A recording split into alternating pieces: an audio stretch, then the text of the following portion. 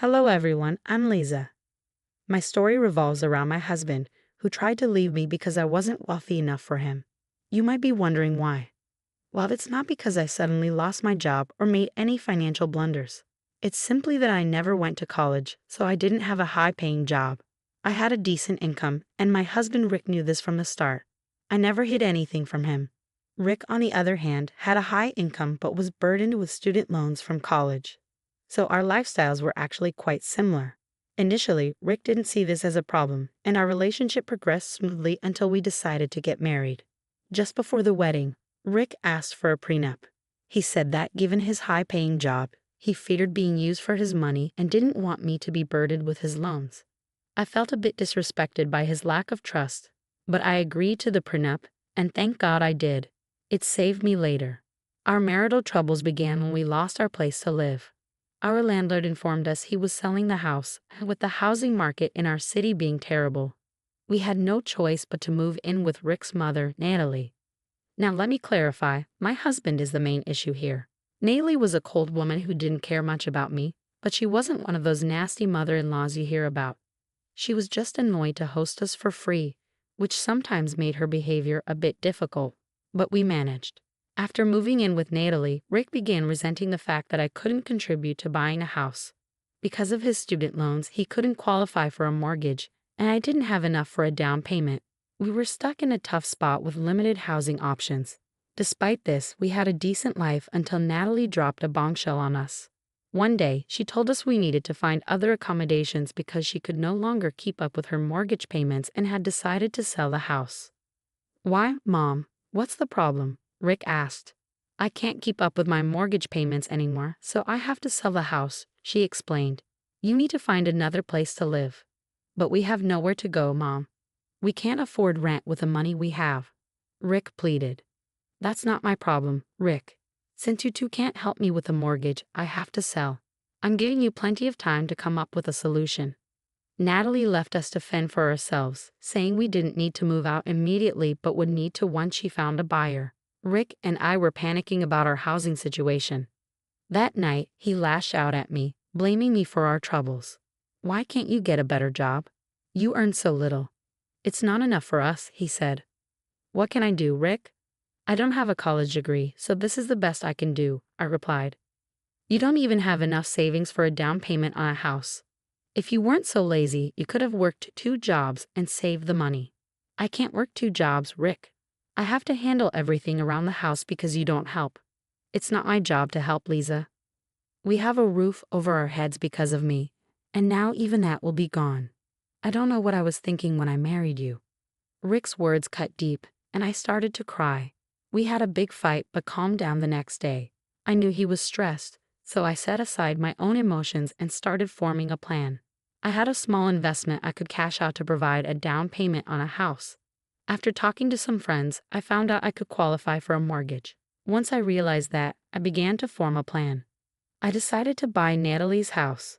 I discovered her asking price and realized I could afford the mortgage. Despite my inexperience, I was confident in my finances and decided to approach Natalie with an offer. I contacted her agent and set up a meeting, wanting to surprise Rick, so I didn't tell Natalie directly. At the cafe, Natalie was surprised to see me.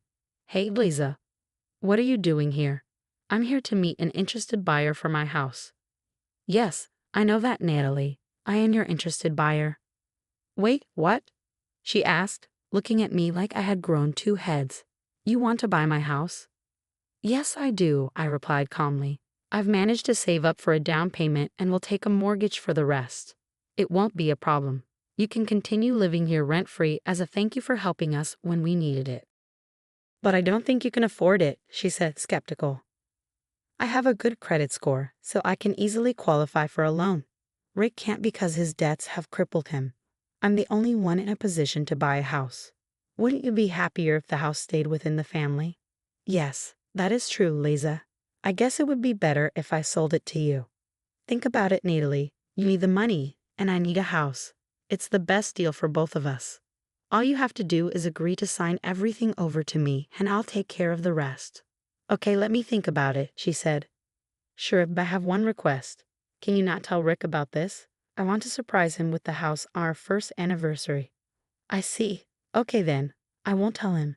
I'll get back to you once I've thought about your offer. Natalie went back home while I headed to work, feeling excited about the prospect of buying her house. Rick loved his mom's house because it was spacious and comfortable, and I was sure he would appreciate what I was doing. Even if he didn't, he could buy another house once his credit improved. Our separate assets and the prenup ensured that he had that option. I continued with my routine, eagerly awaiting Natalie's decision. Things were normal for a few days, though Rick seemed even more distant than before. I knew he was stressed about our living situation, which likely contributed to his mood. I tried to comfort him and offer hope, but he just got angry and told me to leave him alone. Hurt, I chose not to argue and held on to the hope that everything would improve once I secured Natalie's house. Even if she said no, I was determined to find another house for us.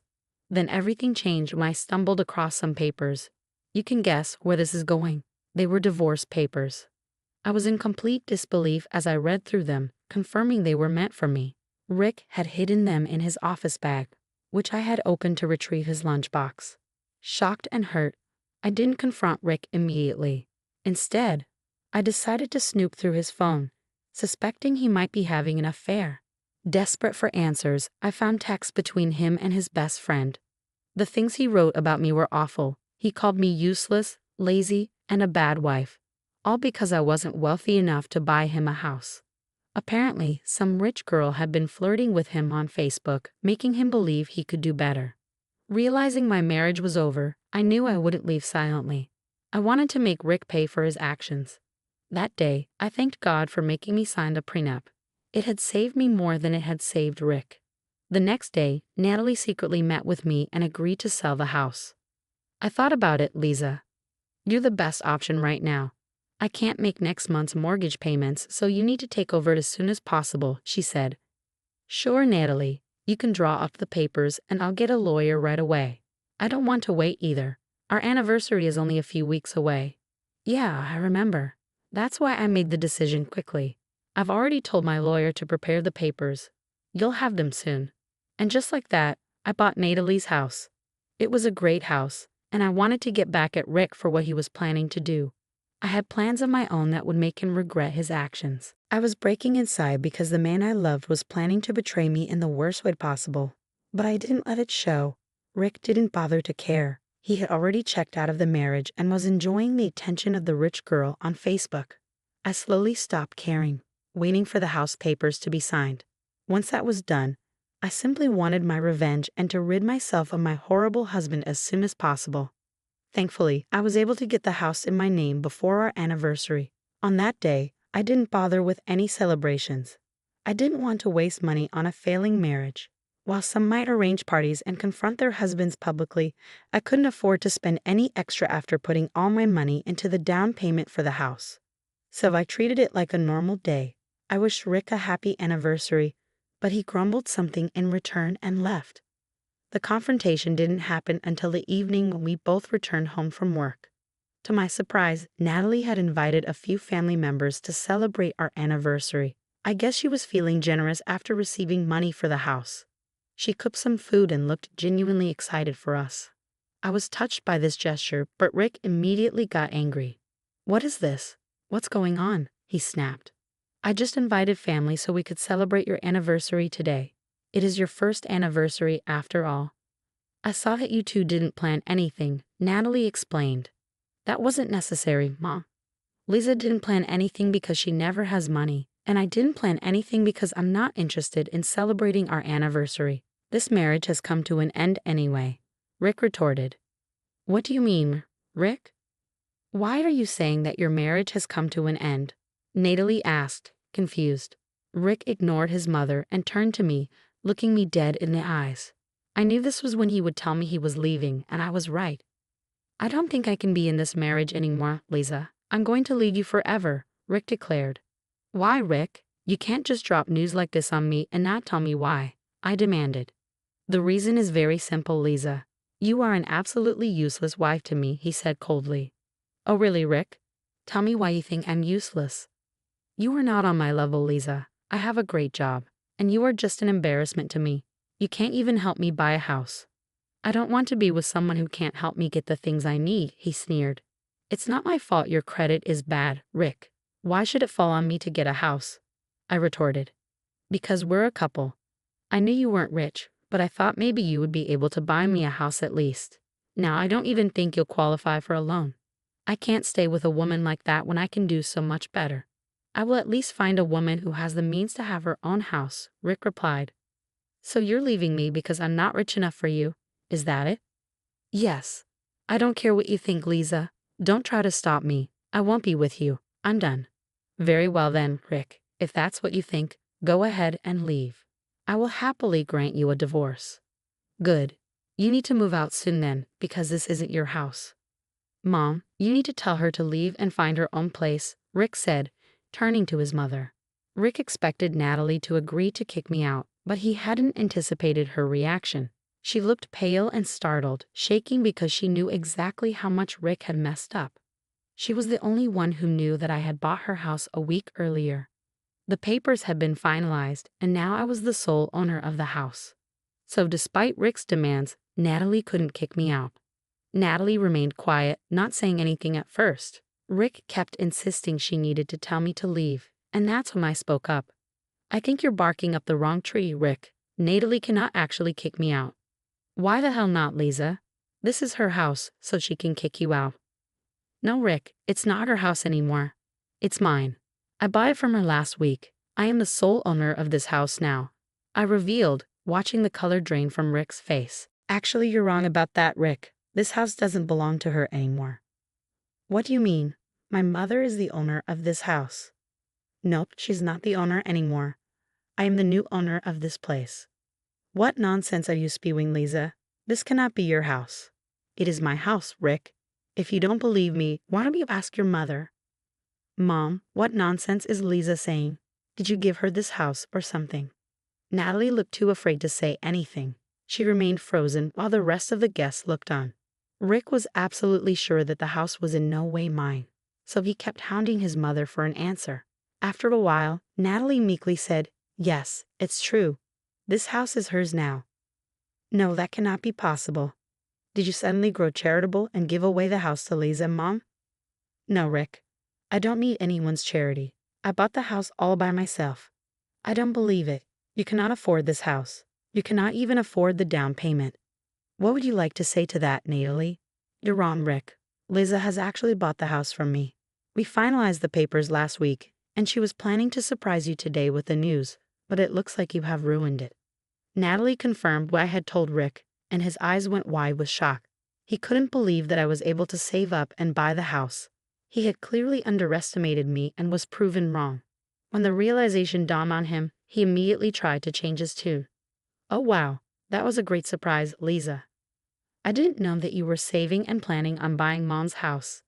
I can see that, Rick. Natalie's right though. You have completely ruined my surprise. No, we can still celebrate. Celebrate what, Rick? Our divorce or your exit from my house. What are you saying, Lisa? You wanted a divorce, right? You will get it. I won't be in a marriage where my husband wants to leave me because I'm not rich. Come on, Lisa.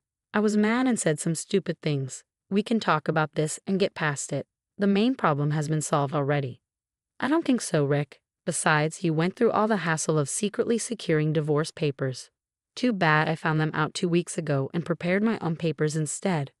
Rick looked on while I drew some papers out of my work bag. I handed them to him, and he started to see what they were about. He was not happy when he saw that they were eviction papers. His hands shook, and he looked at me with tears in his eyes. Are these eviction papers? I thought you read what these papers are, Rick. Since you have a hard time reading simple English, let me confirm it for you. Yes, they are eviction papers for you and Natalie. You're kicking us out, Lisa. But where will we go? Don't do this, Lisa. Let's work this out. Don't make me laugh. Rick? You want to go find a rich girl, right? Get on with it. I'm sure she'll have a place for you to stay. I said things out of anger, Lisa. Please don't hold it against me. I'm so sorry. I didn't realize that you were working hard to get us a house. Nope. This is my house, Rick. You have no claim to it. Now that we are divorcing, we got a prenup, remember? Thanks for that. Now I have a house to myself while getting rid of a horrible husband like you." I said what I had to say and remained quiet. Rick absolutely went mad in panic and started to beg me to forgive him. He started to tell me how much he loved me and knew that he had messed up. Suddenly, staying with a no-rich girl was appearing lucrative to him. He was begging me to stay with him when a few days ago he was preparing for a divorce. He even made a show of tearing up the divorce papers in front of me. I simply laughed and told him that I could always file them myself, and that made him cry and fall down on the floor to beg for mercy. Natalie also joined her son in trying to convince me. To her, I was no longer an annoyance. She was really banking on the fact that I had offered to let her stay in the house rent-free. But now that her son and I were divorcing, that wasn't happening. I even prepared eviction papers in her name so that she could not throw a tantrum. I got them done on the day the house was transferred to my name. Natalie knew that the only way for her to live anywhere rent-free was to beg me to stay married to her son. But sadly for both Rick and Natalie, their wishes weren't coming true. In the next few days, Natalie and Rick continued to pester me to forgive Rick. Since family members were present when everything happened, they knew the truth about Rick. No one was willing to take them in after that. They even berated Rick for being such an evil man and left the little get-together early. Now that Rick's own family had turned their backs on him, he begged me for mercy, but he wasn't going to get any. I simply ignored them and kept reminding them that they had a month to move out. Rick and I got divorced, no matter how hard he tried to stop it, and Natalie and Rick had to move out of my house once their 1-month grace period was up. They tried their best to convince me, but I wasn't moved. Rick and I went for a mutual divorce because Rick couldn't afford to contest me in court. Since we had a prenup, the divorce was fairly smooth. I kept the house and got no alimony. Rick kept his debts but ended up homeless. He and his mother had to get an apartment together to save money. From what I have heard, neither of them is doing very well. I don't have any pity for Rick, but sometimes I feel bad for Natalie, who isn't as bad as him. Anyway, I have a house now and can finally live a good life without having a husband who constantly demeans me.